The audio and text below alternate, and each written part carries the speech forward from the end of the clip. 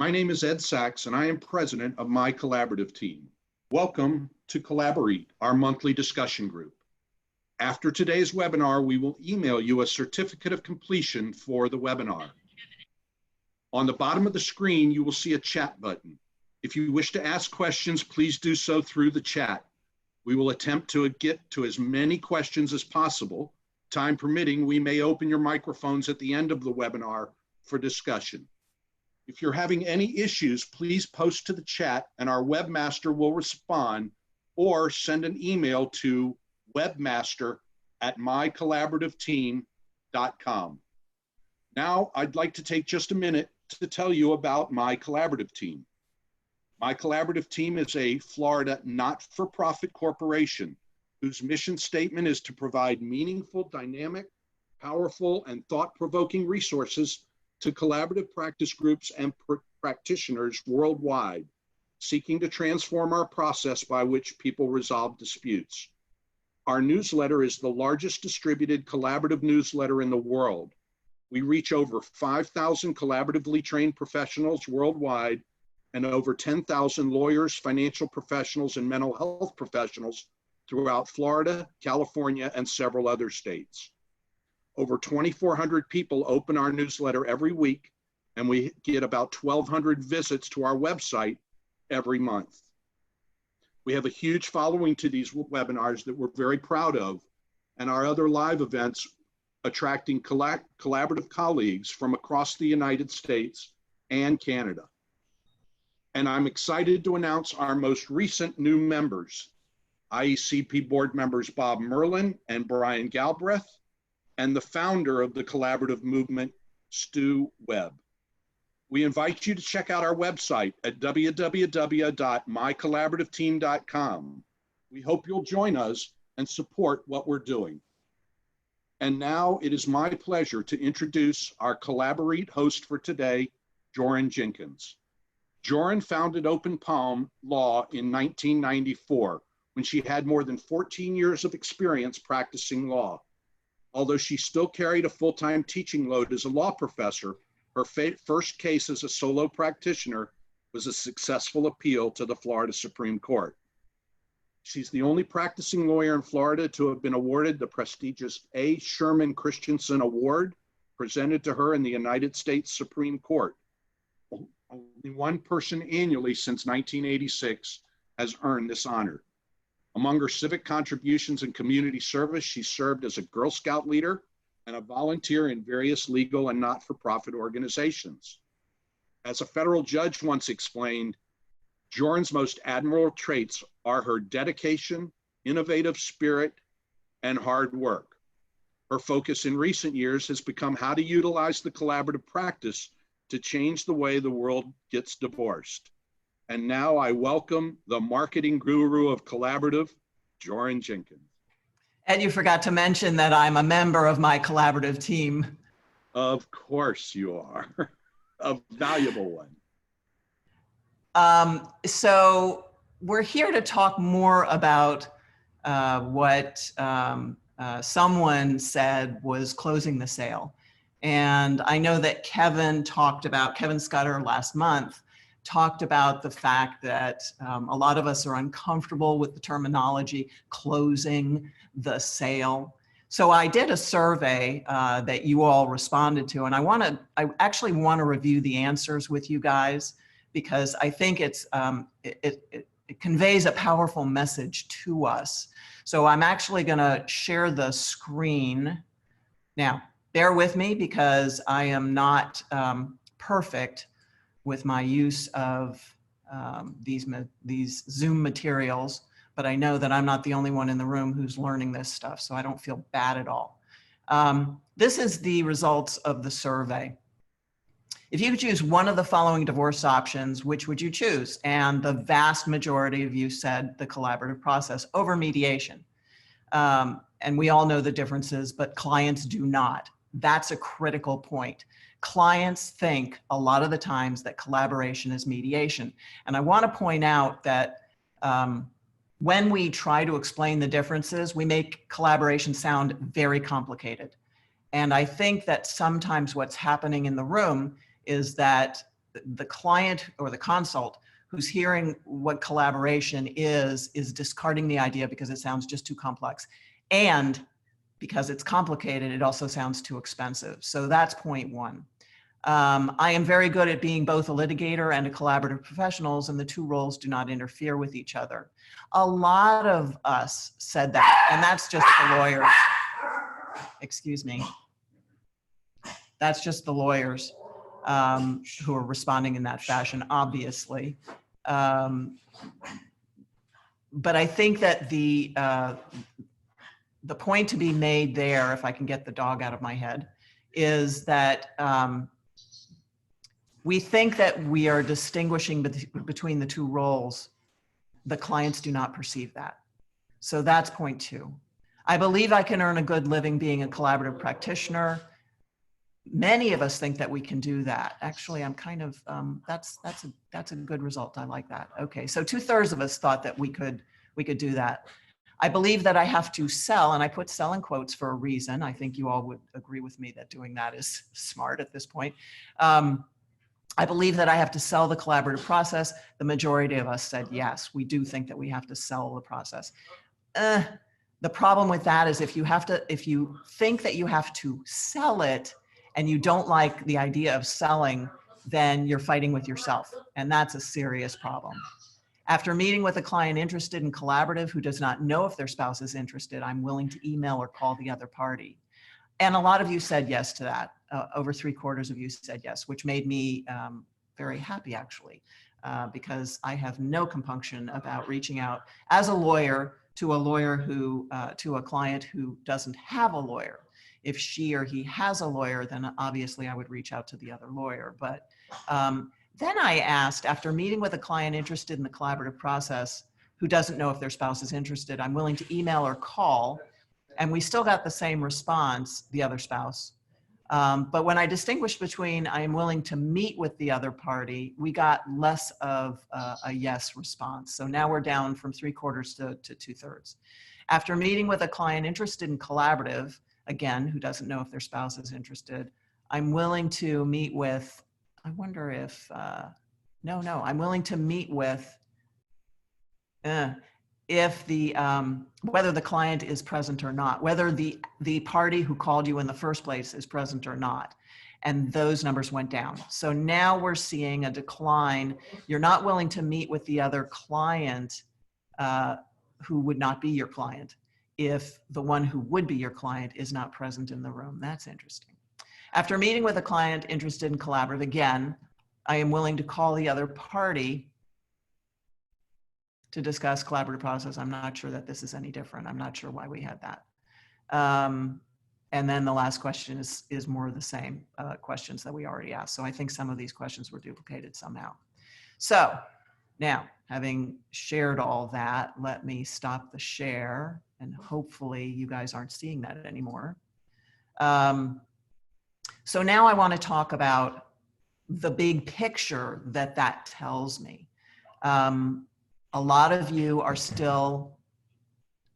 lawyers are still applying the rules for lawyers practicing law. You're not applying the rules for lawyers practicing collaboratively. And I think that that's a huge distinction to make. So I've practiced law for 40 years. I loved practicing law. I loved it. I loved making new law. And so I was a bit of a zealot in the courtroom. I would take anything to trial if my client wanted me to. And the cost be damned. I know this is a horrible thing to say to collaborative professionals, and I am now a collaborative professional. And the reason I'm a collaborative professional is because I finally understood that there was a better way, that clients did not have to spend money that way, that I was satisfying my own zeal at their expense in family law litigation. Now, I come out of the commercial litigation world. So my commercial clients, it was the expense be damned, because it was all about the money. And if they decided to go to trial, it was because they perceived that the fiscal benefits far outweighed the financial cost. And so we were all on the same page with that. They called the shots. It was rarely an emotional thing. Occasionally, if it was a partnership dispute, it could be emotional. And those really belong in the collaborative process. I argue that all the time. But the fact of the matter is that, that families are making decisions emotionally and under stress, and those decisions are not the same decisions they would make 5 years from now after their divorce is done. And we all know this.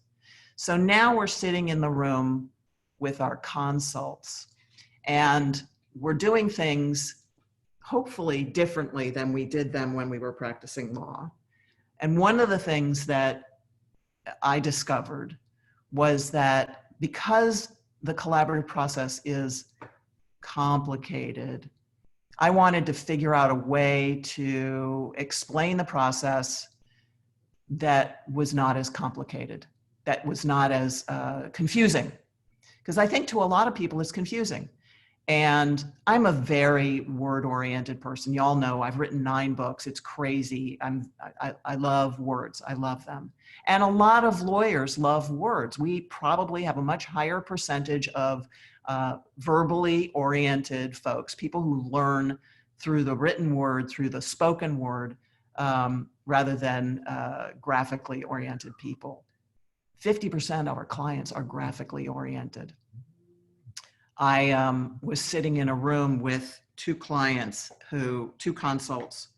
I was sitting in a room with 2 spouses, excuse me. The wife had brought her husband to the consult. And I'm looking down at my insulin pump, I apologize, which is yelling at me.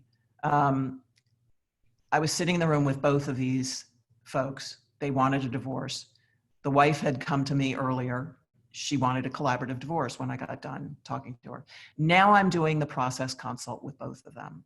So this is a distinction that I think is critical. If you're meeting with the prospective client, and you're the lawyer, you're probably talking about some legal advice. You're probably giving legal advice. I needed to devise a way to, 1, communicate that the collaborative process is not that complicated, and 2, communicate with visually oriented folks everything that I was communicating verbally with the verbally oriented folks, and I forget what the 3 is. Simplify it. De-legalize it. Oh, that's it. Keep myself in the space of not giving legal advice to a non-consult spouse. All right, so here we go. I've created a poster that helps me communicate just the process choices. Now, a lot of you I know are already meeting with opposing spouses. We don't call them opposing spouses because they're not opposing spouses in collaborative. They're teammates. So we know that we can meet with them. And those of you who are uncomfortable with that need to try and comfort yourselves and get comfortable with it, because there is, as far as I know, in none of the 50 states, a reason why you cannot meet with a non-represented spouse who could end up being in your collaborative team as the other spouse, the other client, or who could end up in court ultimately. I've never had it happen. All of my dual consults with both spouses have gone collaborative and successfully. So I have a poster that I created to keep me on target, to keep me from giving legal advice. This is that poster. It's called Divorce Processes. And I don't necessarily use the entire poster. You can see it runs through all of the courtless choices. So you have your default divorce, you have your do-it-yourself divorce, you have your do-it-yourself, but one of them gets a lawyer to help draft the agreement. Then you have the other spouse going, but that's not exactly what I agreed. Let me call the lawyer and have a talk with him. Or you have the other spouse hiring another lawyer, so the four of you are negotiating across the table. Then you've got mediation. We all know what that is. You can do that with or without lawyers. And then we have collaboration. So yes, it's more complicated, but it's on a very easy to read chart. It's easy to see what exactly is happening in a collaborative process. I was doing this consult with both spouses. The wife had come back with the husband, and the husband was frowning. And I was working with the poster, and he's frowning, and I'm starting to feel really uncomfortable. And I had done 10 of these by now.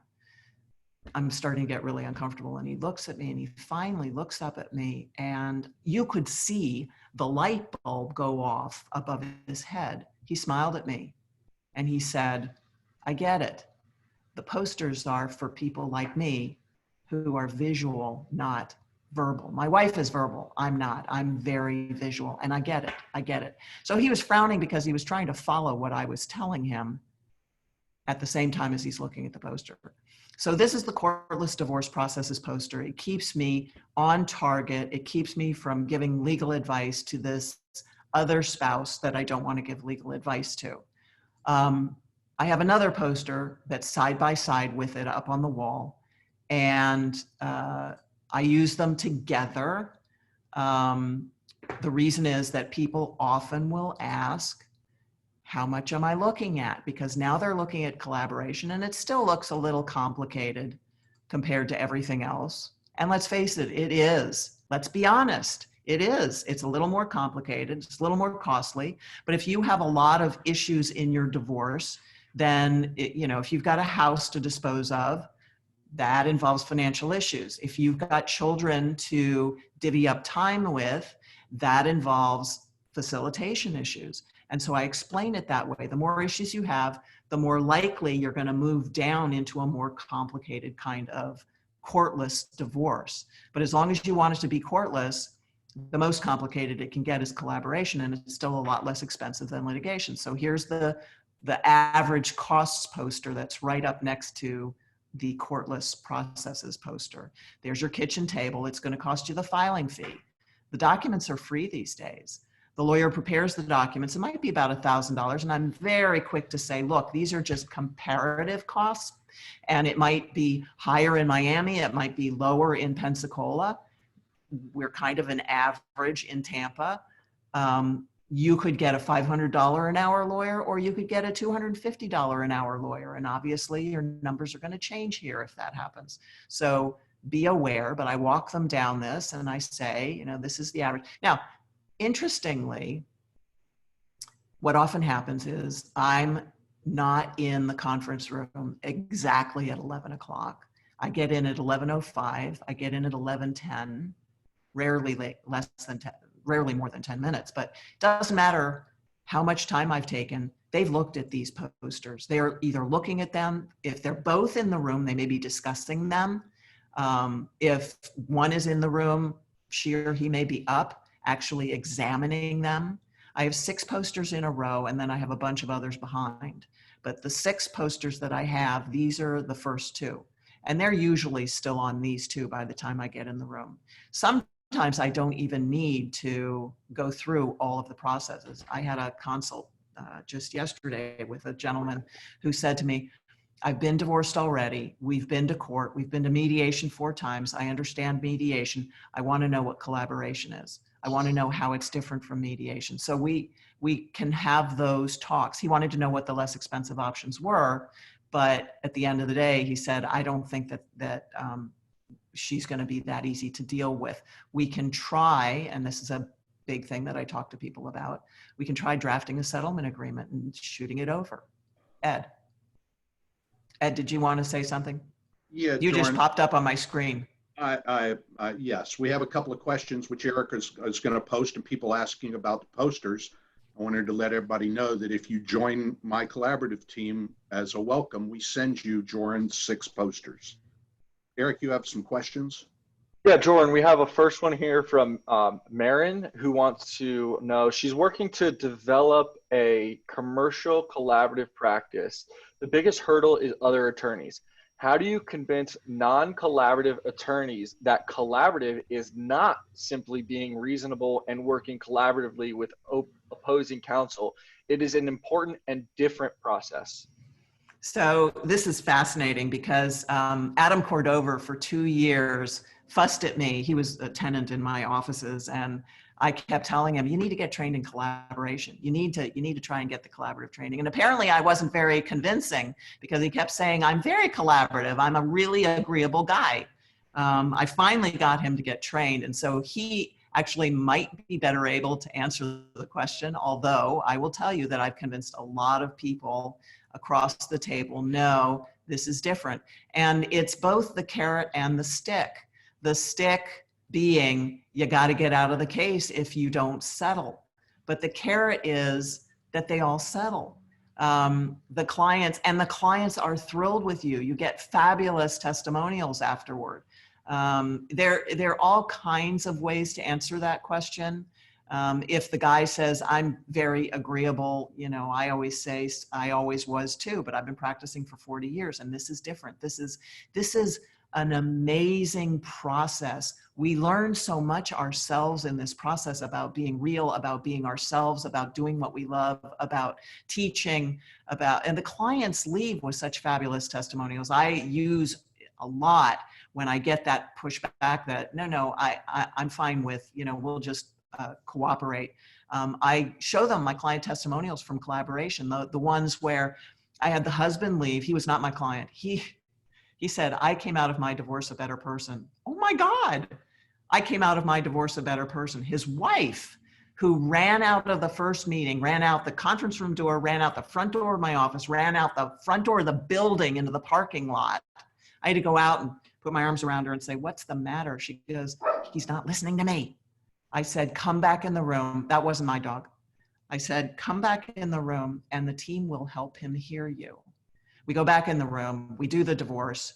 Three sessions later, 3 full team meetings later, we do the divorce. Her feedback, I don't even know if she realized at the time, her feedback was, I learned to listen to my husband better. It just sounds different when someone else in the room says the same thing. So we're getting this kind of powerfully happy client. I think any lawyer will admit that in a courtroom divorce, no one is happy.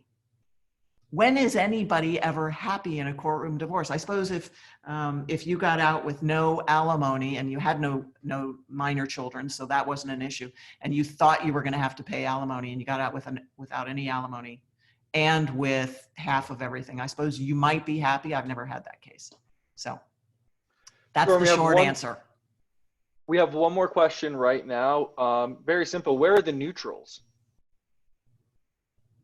Where are the neutrals? Where? When?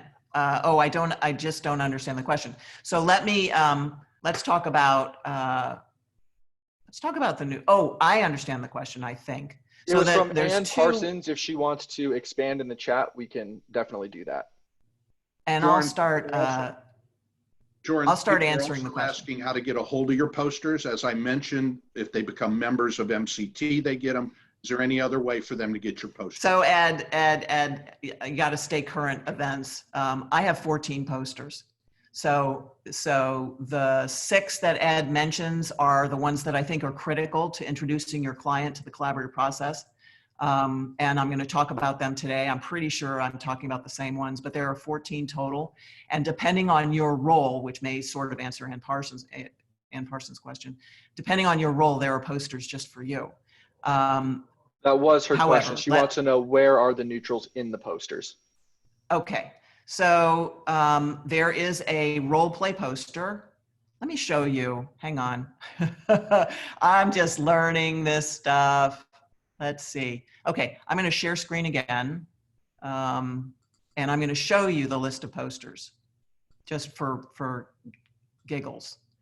So this is material that is in a toolkit that I sell. The posters are right here. I hope you can see my cursor, maybe you can't, but it's in the middle of that screen, posters called Champion Old Logo. They are the champion posters. The people who are changing the way the world gets divorced are champions to me. So we've got the active listening, the client stoplight. I'm going to show you some of these. Here's the collaborative financial neutral. Here's collaborative listening. Here's the cost. There's the processes. You've seen them. I have a divorce in a day poster, which I've done. I had a client come in my room with his wife, and actually he called me, but she hired me because he gave her the option. He told her, you can hire Joryn or I can, which is it? And she hired me, so he hired Adam. We did that divorce in a day. There's the facilitator coach role, the first meeting with the facilitator. I've talked about a poster just to walk you through the first meeting with your facilitator. So the facilitator would have that poster up on her office wall so that she can walk the client through those chores, those, you know, the collecting information and all of those chores that the facilitator is in charge of. We have the financial neutrals first meeting. We also have the financial neutrals second meeting. The role of the financial neutral, the key elements of collaboration. I've got a litigation versus collaboration poster, which is excellent, but it's lengthy. I've got really excellent words. Here's the roadmap. The roadmap is the roadmap to the process. It's rare that that comes up in an initial consult because they don't want that complex amount of information. I can show you what that poster looks like. It is just the roadmap, but we rarely get that far because we're just talking about their choices. Usually at the end of that consult, they go home and they talk. They take copies of my posters with them. I have handheld copies. They take them home and they talk. And then they call me back and they say, we think we can settle this in mediation. We want to use you as a mediator. Well, I haven't given either one of them legal advice, so I can take that job. And I don't push collaborative. I think that's critical. I prefer collaborative every day of the week, but I don't push it. I don't sell it. I market it. It's one of your choices. I will tell you what I do. I do push courtless. I strongly advise people not to litigate. I am very, very adamant about they shouldn't litigate. Do I litigate? I do litigate. I don't like litigating. I think it's bad for people. I don't think they're headed for success that way. I have a poster, the law should be your, well, there's success indicators. I have the poster, the law should be your last resort, which I strongly believe in, and clients love that. Your family is unique. Your result is unique. The judge can't do that for you. The judge doesn't know you, doesn't know your kids. I had a judge parrot me the other day in court. He'd seen my poster. He doesn't know you. He doesn't know your kids. For all you know, he doesn't share your values. And he's making decisions that will last you not 18 years. They will last all of you the rest of your lives. And then I have watch your words. The clients use these posters. Let me show you the client stop. Let me show you the, what's the next one? Let me show you the facilitator coach role. So you get an idea of what the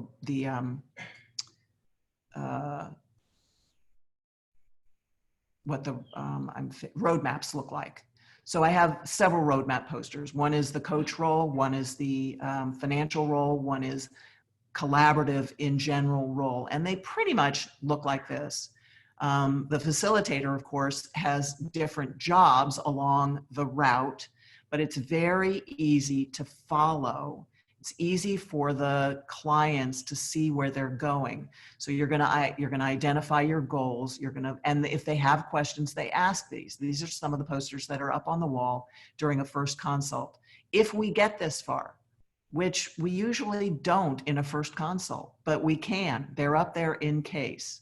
So you can see all of the things that the facilitator coach does, and any coaches out there, any facilitators out there who want my help in creating their own posters, reach out to me. I'm happy to chat.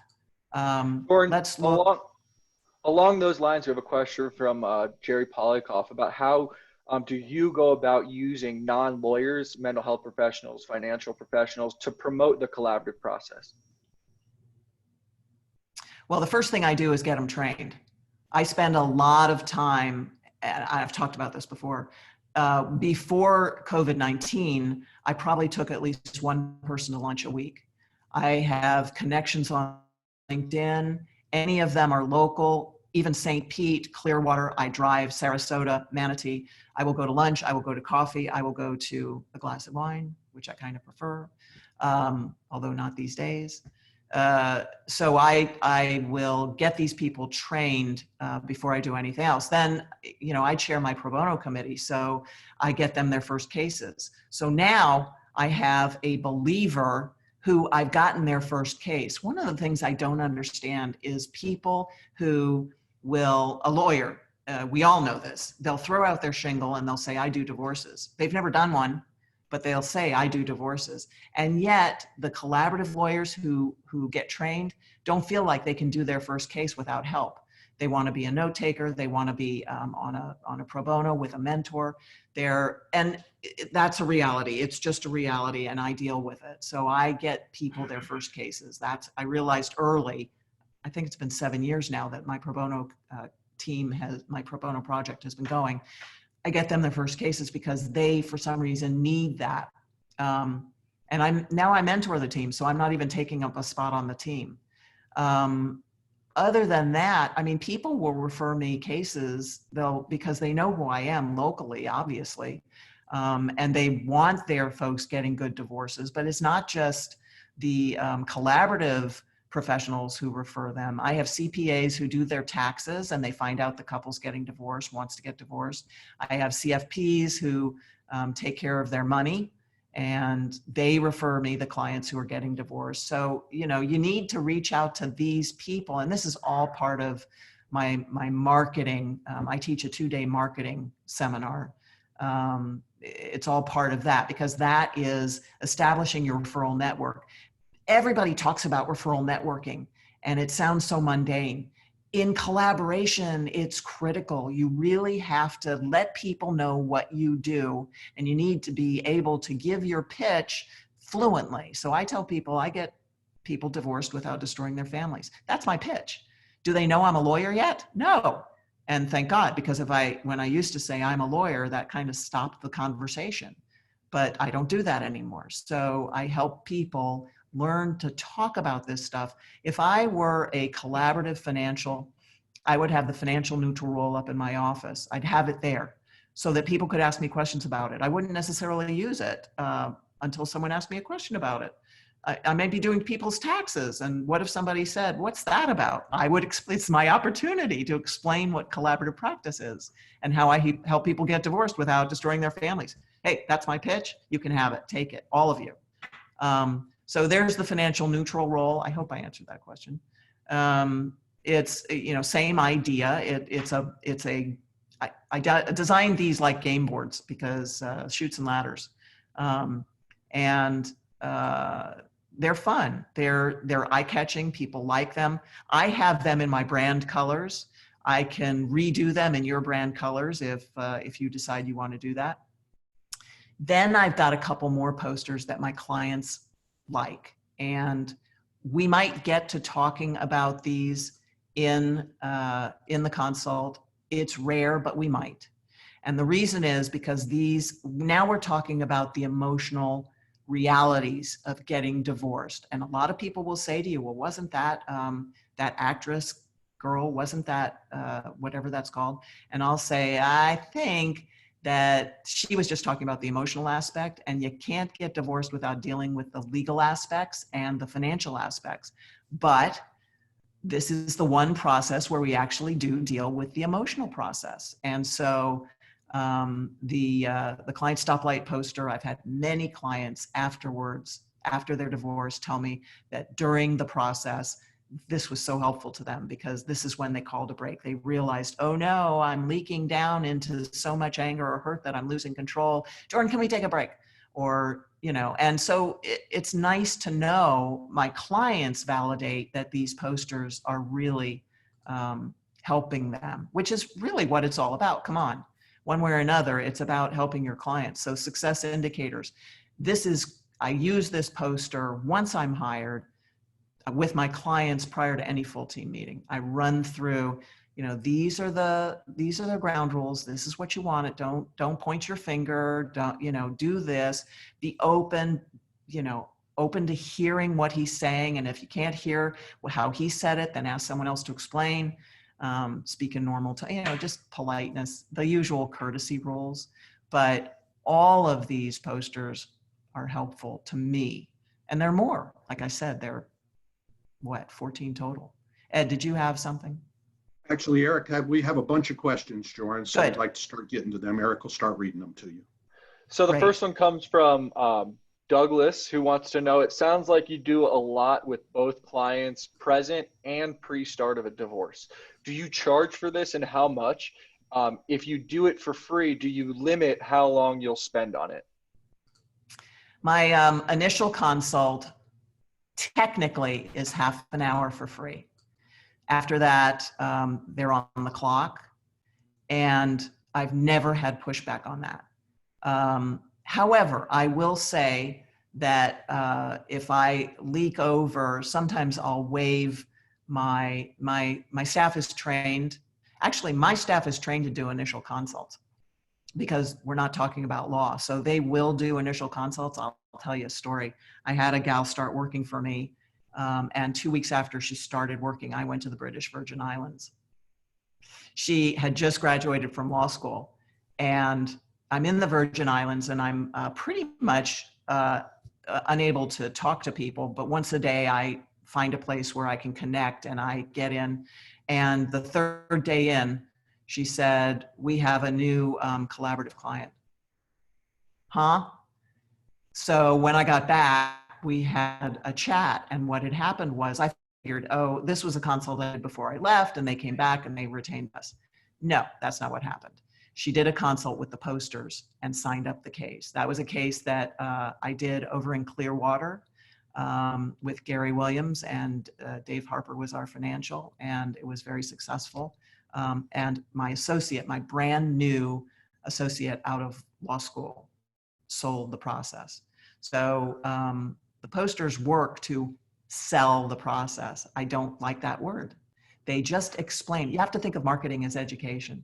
And the posters help educate people. Joryn, we have a couple more questions, we have a couple more here along what you're talking about, so we'll get to them all. How do you, in quotes, sell the collaborative process to a couple who wants to mediate because the cost is lower? I don't. I really don't. When I said, I'm not sure if I can explain this better. If I think that mediation will work for them, then I'm happy to mediate for them because it's less expensive.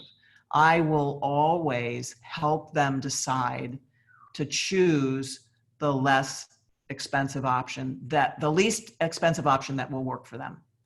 If I suppose if I didn't believe it would work, I might try to convince one of them. So for example, the couple actually that the guy just said to her, "Are you going to hire Joryn or am I?" He hired Adam, and he told Adam, "We don't need a facilitator." I had already convinced them that a financial neutral would be helpful, but this guy was a control freak, and I knew it, and his wife knew it. So she and I said, "We really need a facilitator." So Adam said to me, "You need to tell me that the wife wants a facilitator, and he'll say yes if she says that." And I said, "She says she wants a facilitator." So there's a little bit of facilitating that you can do as a lawyer to get people to make the right decisions. That's how they got divorced in just a day in a 3-hour session, because they had a facilitator who was, I think it was her second case. She was fabulous. She'd done her first case with me pro bono. And Brittany, whose last name escapes me right now, she's amazing. So I will always tell people, if mediation will work for you, then we're good to mediate. Here's the thing. If I start as mediator, I don't know if I can then collaborate after that. I suspect I can, but I've never been faced with that because I've always successfully mediated where they've ultimately chosen mediation. But if people are tending towards mediation, which a lot of them do in our process consults, I'll talk to them about the issues that they have.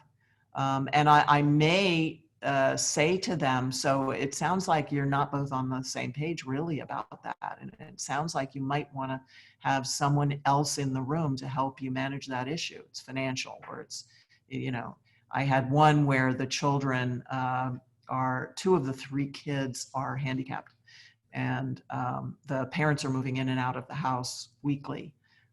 And they thought they'd mediate. And I was like, I don't think that's going to work, because you've got a lot of financial issues and you've got emotional issues. Their eldest was not handicapped and she was off at college. So, you know, that was one where they wanted to mediate, and I convinced them that that would be a bad decision. There's always the option of, why doesn't the one who wants to mediate consult with another collaborative attorney and see what that collaborative attorney says? So I'm not afraid to refer people to other collaborative attorneys that I've worked with. I might be nervous about referring to someone I hadn't worked with if I thought that they might not have made the paradigm shift. And we all know those people who have not made the paradigm shift. So next question. This one's from Autumn Hancock. She wants to know, she's been paying for the IACP Next Generation Divorce or Practice group for 3 years. I see the question. Yeah, I see it. And she's yet to have her first paying case. She wants to join MCT also, but she's just, you know, what can she do to get that first break? She seems like she's joining all these organizations. Autumn, how do I know you? Autumn, I know you. You're up in Tampa Bay. She's from Tampa. She's part of the Next Gen group. So yeah, you just haven't gotten onto a pro bono case. And I hate to say this, you might want to take a mental health professional to lunch. And I'm serious about this. It may be an internal problem that you are not sure enough of your abilities to convince other collaboratives to reach out to you. I don't know. The only reason you haven't gotten a pro bono case is because I haven't had that many lately, and I have a line out the door of people on it. You are on that line, I know, and I owe you a case. I strongly feel that. So I've got 2 possibilities in line, and you'll be on that one of those cases. Couple more, and a comment from a participant, Tammy Berman, who is encouraging to volunteer on pro bono cases. I know she is a mental health professional as well. And Tammy makes the point that it doesn't matter where you practice, because we're all doing this virtually now, and that is so true.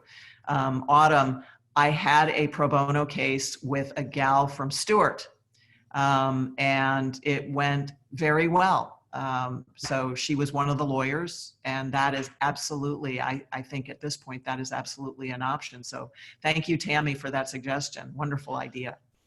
This one's from Carol Ann Mazza, a My Collaborative Team member, and she wants to know, going back to where you talked about transitioning from mediation to collaborative, are you saying that you would go from being the mediator to being one of the collaborative lawyers if it was to transition into a collaborative matter?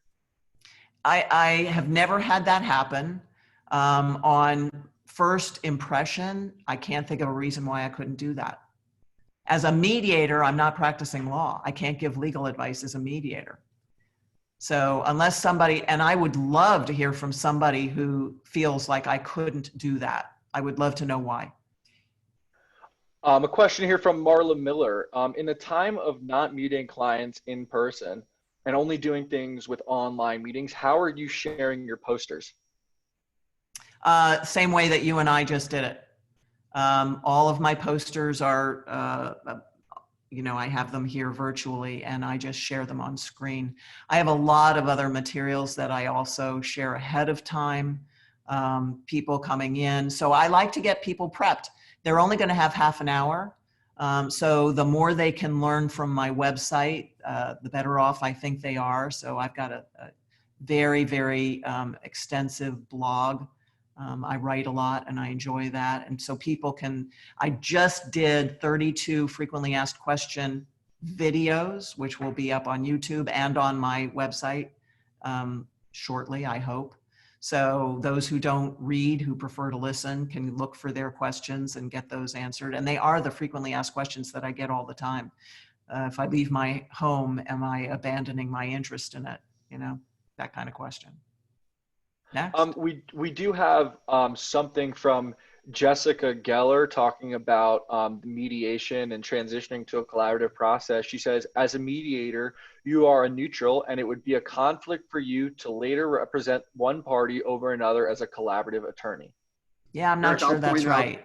I'll point out that Jessica teaches mediation. She's a member of my collaborative team. If you want to put her mic on, And by the way, George Melendez wants us to note where people are located when they talk. So is Jessica down south by you? She is. Jessica is in South Florida. If people want us to note where they're from, just add it into the chat with their questions. I'm going to allow Jessica to talk if she wants to add to this conversation. Yeah. I will. She's unmuted now. Hi, Joryn. I don't know if you can see me because I can see you. But, I can't see you.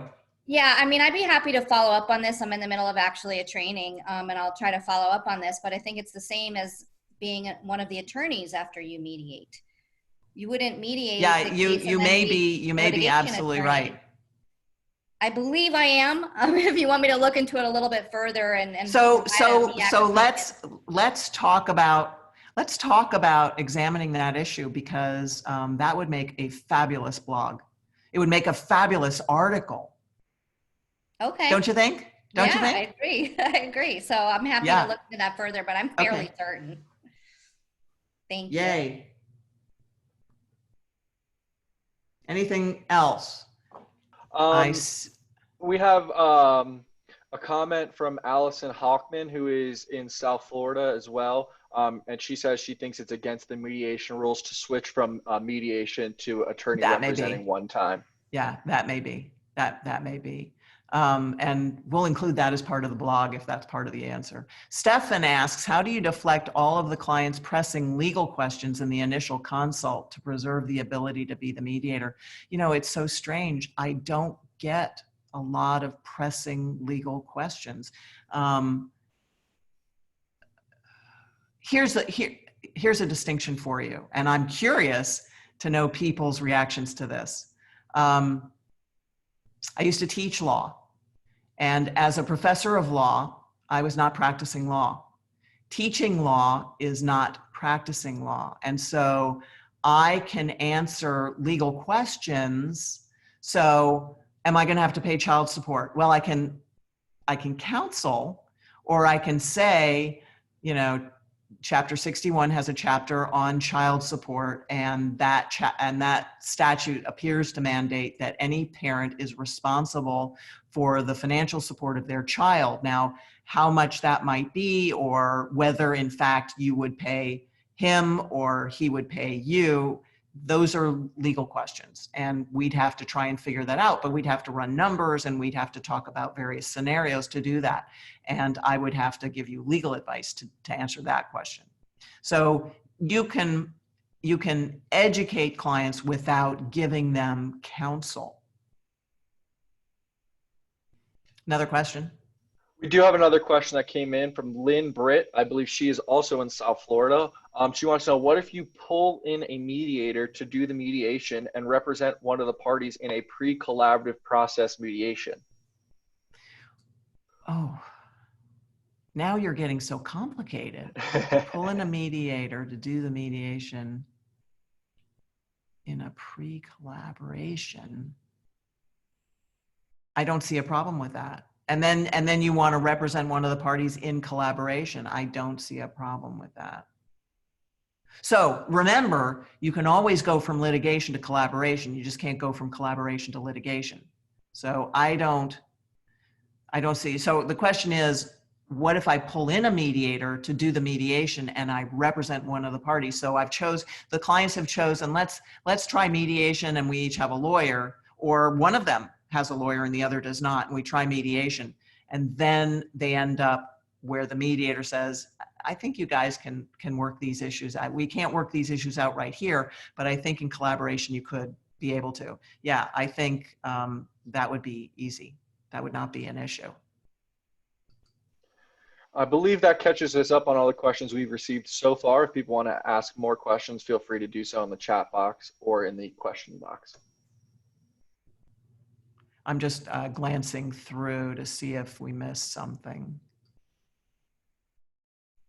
We did just get one in from Marla Miller. She wants to know, do you have an elevator speech that explains collaboration that you could share? So, Marla, Marla is a Marla is in plant. Canada, I believe. Marla must be a plant. I must have planted her.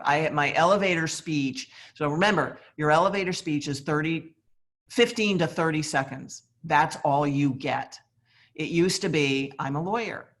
And people would say, that's nice. I'm a realtor. And I'd say, that's nice. And then we were done.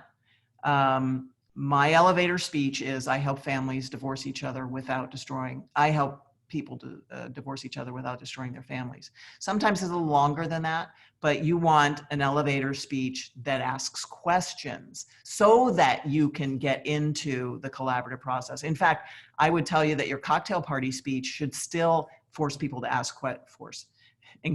to ask questions. So I have a 2-minute cocktail party speech. It talks about the problems with litigation. It talks about the solutions that any courtless process offers. You make the decisions, not some judge who doesn't know you. It costs less. It takes less time, and you remain cordial with your opposing spouse, your now ex-spouse. Joryn, and you talk about. Go ahead. I'm sorry. I recently attended a training with Pauline Tesler, who spent a whole bunch of time on the elevator speech. And the one thing that Pauline teaches more important than anything, I think it's more for the cocktail speech probably. But when you are presenting yourself to a person and giving them your elevator or cocktail speech, you should always be asking yourself, what's in this for the person I'm speaking to? What's right. In it for them? That's right. And everybody knows someone who's in a divorce. Let's not forget, 50% of first marriages, 67% of second marriages, 74% of third marriages end in divorce. Why is that? Because you don't learn anything in litigation. In collaboration, your marriages, your subsequent marriages, if you don't reconcile, and I've had reconciliations, in collaboration, your second marriages will be more successful. Now, do we have stats to prove that? No. But when someone tells you, I came out of my divorce a better person, you can be pretty sure that the second time around, they're going to do a better job. Carol, hi. Carol wants to know if I can share my experiences in Florida with cases coming into collaborative from child specialists. Yeah, I mean, I get cases from everywhere. Child specialists especially are going to be very, very aware of more, I think, than any other contingent of the general professional population, that the collaborative process exists because it's so child-centric. It's so, we really are here to protect the children in the end game. And I've had several collaborative cases where I had child specialists on the team, despite that in Florida. Now, Carol is in California. She's in Southern California, and she is a mental health. And in California, they are still, as far as I know, focused on the 2-coach model. We generally go with a 1 facilitator model, but that leaves the door open for the child specialist, and maybe even more so. Although I wouldn't really know. But I've had 3 or 4 cases with child specialists, and thank goodness, because the child specialist really brings into the room the concerns that a child cannot enunciate or may try to enunciate if he's 14, as in one of my cases, without much success. So the child specialist has been extremely helpful, and we just all need to be sensitive to. So the case where I have the 2 handicapped children, they don't have a lot of money, but we have used what money they have, and we have 2 lawyers and a facilitator and a financial. We wanted a guardian ad litem because there's a trust, because they're children, because of the situation. We wanted a guardian ad litem, and I found a collaborative professional who wanted her her collaborative experience, and I brought her in as the note taker with the dual role that she is primarily the guardian ad litem in the process. I've never had a guardian ad litem in the process, but this woman does a lot of guardianship work. So that's, we're so open-minded. That's what we are. That's who we are. We create a process that works for the family. And that is the biggest thing that so the guy who, again, you know, it sounds like I've only had this one case, but the guy who said, are you hiring Joryn or am I? That only happened once to me. So he said, no, we don't need a facilitator. We were going to do that case without a facilitator because one of the things that I had been very specific about was we create the process that will work for your family because your family is unique. And so he really bought into that. Now, when he started out by saying he wanted mediation and his wife said, no, I want a lawyer. And he said, okay, because he just wanted a divorce. He wanted to be done. He was done. He said, okay. And then later she told me to tell Adam that she wanted the facilitator. So we ended up with a regular team, but we did the divorce in a day because we structured the process to work for him. They did a lot of homework ahead of time, a lot of homework, because there were children and there was money and there was alimony and it was a lot of issues. So yeah, and I think that's important to tell people. I mean, don't people want to hear that they're unique? Their family is unique. How many times, lawyers, how many times has someone come to you and said, my next door neighbor is married to a guy who works at the same plant. He makes the same amount of money. Why did she get alimony and I didn't? Because every family is unique. And they want to know that, but they don't want to know it at the end of a litigation process. They want to know it at the beginning of choosing their own process and being unique in that respect. Joryn, we have a couple more questions that I want to get in real fast. So quick answers here. One from Alan in Kansas. He wants to know, what type of cases do you accept for pro bono cases and how do you use them for training? And then real quick from Carrie, she wants to know, do you ever offer a flat fee package option for either mediation or collaborative divorce? So early on, second question first, early on, I created a flat fee package. I had a team that bought into it. We were going to do it. And for some reason, my co-lawyer teammate chickened out, and I can't remember what it was. Ed does a training where he has a package that I strongly believe will work. The trick to it is that you offer, at least the one that I had designed, you offer a certain number of meetings of a certain length. So your exposure as the professional is limited, and then you agree on the price. And then after that, if they need more, it's a la carte. So I think it can be done, and I'm happy to share the materials that I created for that. Anytime. The first question was, what types of cases do you accept for pro bono? So, Alan, I have relationships with 4 different legal services organizations. 2 are church organizations and 2 are actual legal services organizations. One is domestic violence and one is everybody. Ran into a lot of problems early on, and I wrote a book about it. There's a whole handbook called A Free Divorce, a free divorce. And it's about starting a pro bono project for collaborative cases. They do the screening for me, so I don't have to. But I do get referrals from my prior pro bono clients because one of the things that they agree to do is refer me cases. And sometimes those end up being pro bono as well because they're from the same community. And so I do have to screen those. But I apply the same rules that the legal services organization that has the most lenient financial rules. So I take clients that are 2 times the national poverty level, 2 times. And that's the only financial. I will take domestic violence, and we've done them. I will take mental illness is hard. A lot of people have mental illness. 1 in 6 Americans has mental illness. But if it's a borderline personality disorder, I've had mental health professionals tell me that's not going to be, and that's one of my 2 unsuccessful cases. So I would try to avoid that. Yes, Alan, Ed. let me also share that in Florida, there is a number of our judicial circuits that have collaborative projects in which we get pro bono cases right out of the courts. If people are both pro se, they're given the opportunity. If you'd like more information on the pro bono around Florida, if you'll email me at ed@mycollaborativeteam.com, I'll try to connect you up with some of the people. Same thing on the flat fee packages. If you'd like any information, you can contact me, again, ed@mycollaborativeteam.com.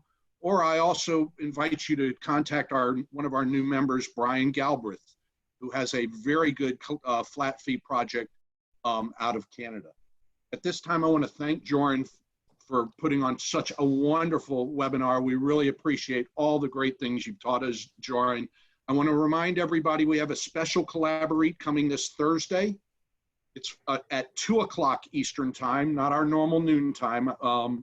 And this one will be titled Coronavirus and Its Effect on Co-Parenting. We were going to answer questions and share knowledge, and it will be a great deal of discussion. It will be led by attorney Caroline Johnson from Boca Raton and mental health professional Karen Sachs. Again, coronavirus and its effect on co-parenting, April 23rd, that's this Thursday, from 2 to 3.